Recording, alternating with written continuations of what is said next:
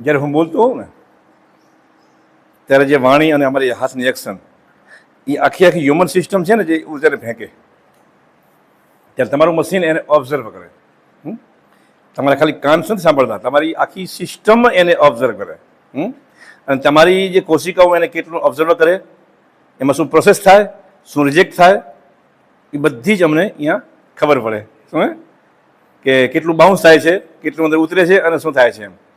તો આ વખતે મને મજા આવી ગઈ કે લગભગ એવું બાઉન્સ થયું નથી, અંદર ઉતરી ગયું, અંદર ઉતરી ગયું.